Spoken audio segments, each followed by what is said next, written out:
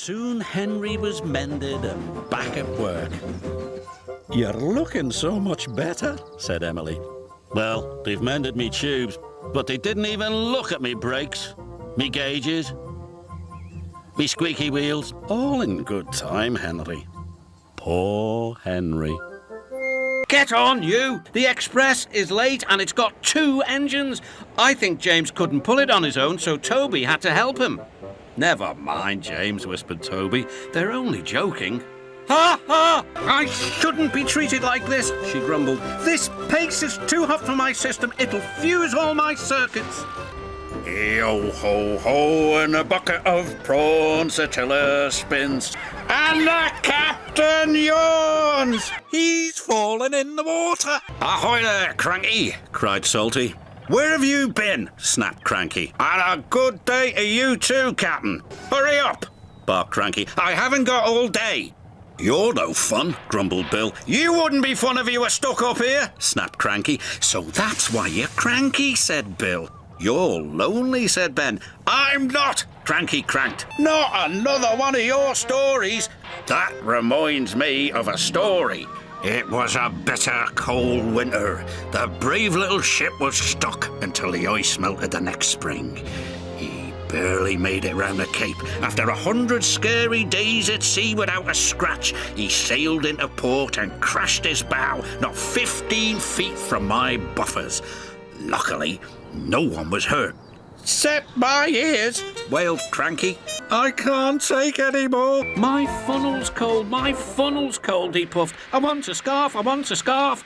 "Rubbish, Percy," said Henry. "Engines don't wear scarves."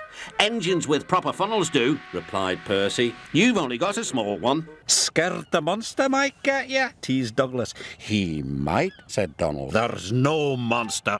"There is two. There is not. Is two. Is not. Is two." "These engines are filthy," the railway inspector said crossly. "I've never seen so much coal dust." Just then, Gordon blew to clean his funnel. Coal dust shot into the air. It covered the Fat Controller and the railway inspector. "Sorry," coughed Gordon. Yikes! "Help! Save me!" a quick-thinking shunter did just in time. "What was that?" exclaimed James. Who are you? No. One. We have one. Where is he going? Oh no, it's heading straight for me! We should have left this part of the island alone.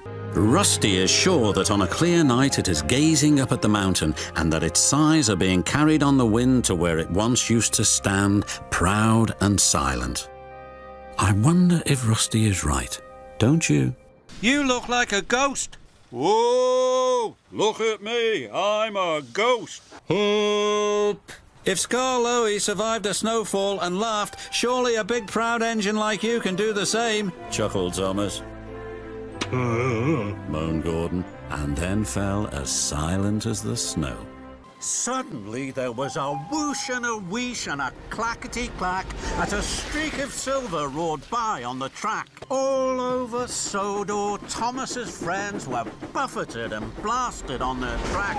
The other engines watched and worried.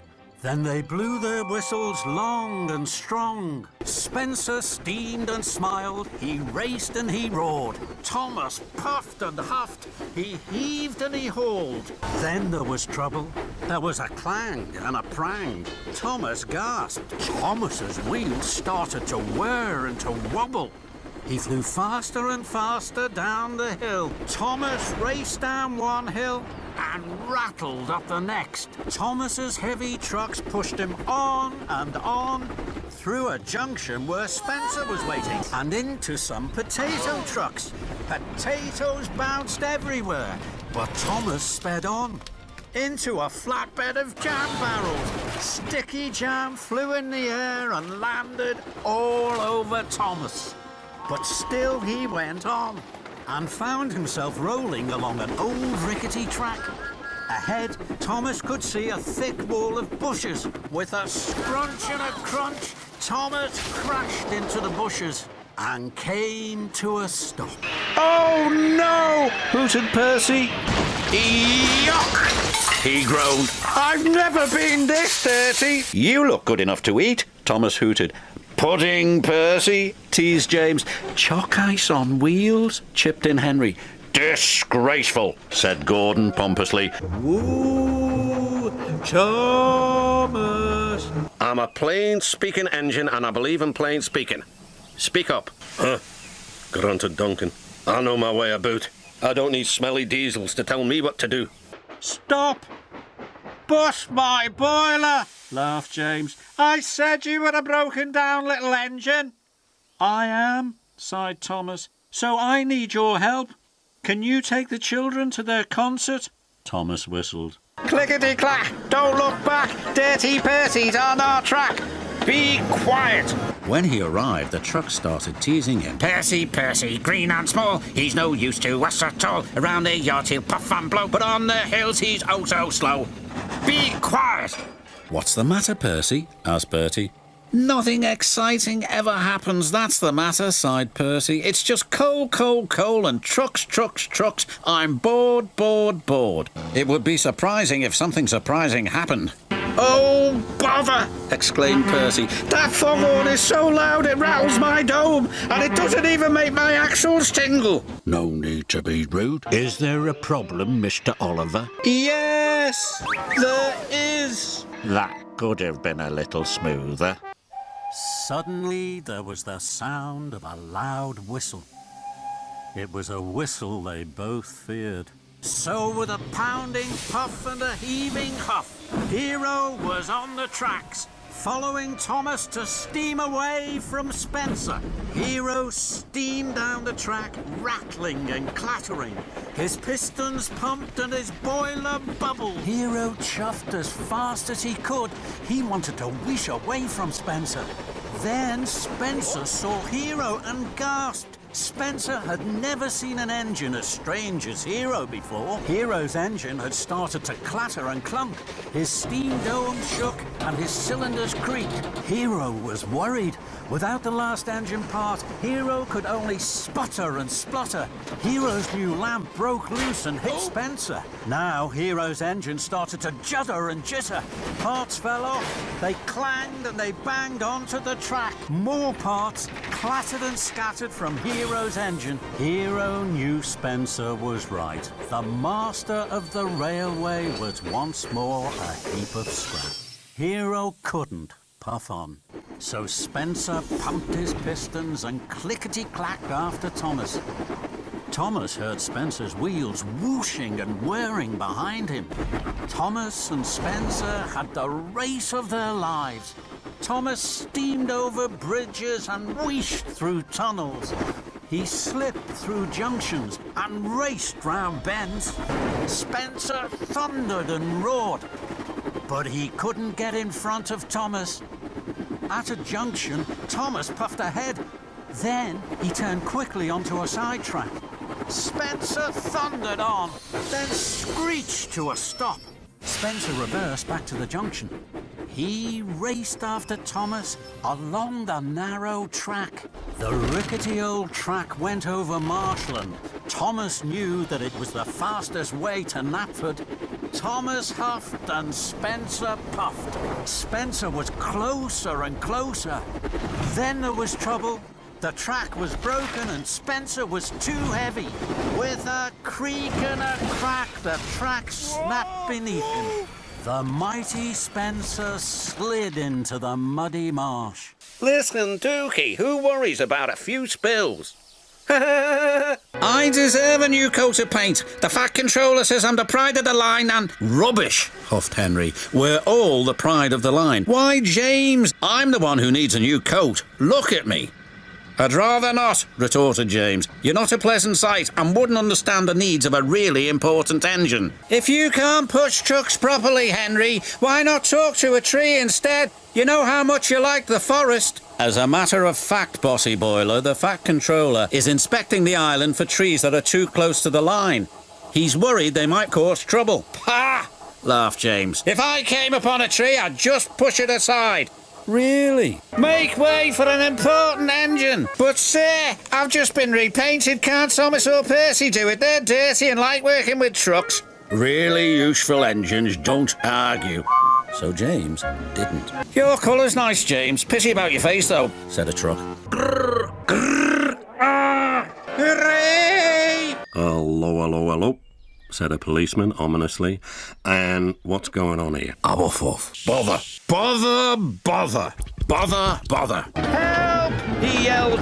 Glug, glug, glug. He said, "Bloggle my boiler." Duncan felt foolish and very wet. Quack, quack, quack. What? Ye heard? Quack, quack you go. Sounds like you'd an egg laid. Now wheesht and let an engine sleep. Quack yourself, said Doc indignantly. The driver tried to put on the brakes, but Thomas couldn't stop. Oh, boy! Thomas had never been so excited. Thomas flew by James and rocketed past Henry and raced by Percy. Want a race, Thomas? Beat Bertie? Never mind. I am the fastest. Hi, Gordon. Bye, Gordon. Gordon doesn't have to go as fast as a jet engine. He's a steam engine. But he's still full of hot air. Thomas, Percy and Duck, I have a special job for you, he said. You are to collect some scrap from the smelter's yard tonight. On Halloween. Don't worry, you will be back in time for the fireworks. Percy isn't worried about missing the fireworks, teased Thomas. He's a scaredy engine. I am not, called Percy. But he was, a little. What's that up there? Thomas squeaked. Is it a spook? It's just a piece of twisted scrap, Percy said nervously. Isn't it? Careful the ghost engine doesn't get you, Thomas said. There's no such thing as ghosts, snapped Percy. There's no such things as ghosts, he said nervously. Who's there? Something's got me. Thomas wheeshed and set off an old steam whistle. The ghost whistle! The ghost engine is after me! It was naughty of Thomas to tease you, Percy, said Duck. He was only playing, said Percy. I hope he hurries up. I wouldn't want him to be late for the fireworks. He's after me! I don't think he'll be late, said Duck. Tug by tug and turn by turn, Owen started to pull Thomas up the incline towards Luke. Thomas tried to race off to find Luke, but then there was trouble. His wheels were too big for the narrow gauge tracks. Everyone waited. Everyone watched Luke. Luke felt strong, stronger than he had ever been. The engines whistled and cheered. Well, one thing's for sure, said Gordon. He won't choose Dirty Percy. Don't call me Dirty Percy, he chuffed crossly, and he wheeshed away. Move aside, Dirty Percy, chuffed Thomas. I'm the important engine today. But I need a washdown, wailed Percy. My passengers will laugh at me. But I have to be squeaky clean, huffed Thomas, so you'll just have to wait. I can't wait, grumped Percy. I'm a guaranteed connection. Alicia Botty screamed, and she screamed, and she screamed, and she screamed. She screamed so loud and so long that windows broke all over town. Definitely a coloratura, said Gordon. Alicia Botty was cross. I can't possibly travel in a coach that riddled with the mice. Look at the little green engine, Alicia Botty exclaimed. So sweet and dirty, like a proper steam engine. Peasant, Gordon huffed snootily. Yes, I am pleasant, smiled Percy. He was glad somebody noticed. Help me, please. All of us no use at all. Thinks he very clever. Says that he can manage us. That's the best joke ever. When the yacht is on about, when the grates is falling, we just push him down the well. Pop goes on dolly. Oh! Groaned Scruffy. I don't like this. Oh! Wailed Scruffy. Oh, I'm coming apart. And he did. Ah!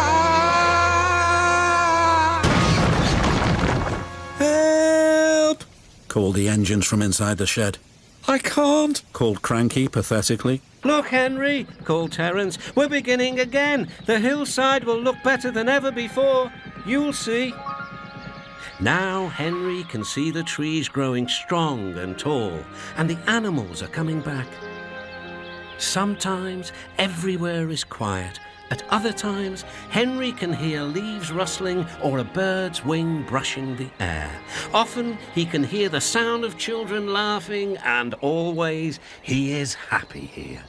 Duck still wonders about the lands beyond the horizon, but he enjoys being with friends most of all, and I think he knows that sometimes the best travels are those we can only dream about. Don't you?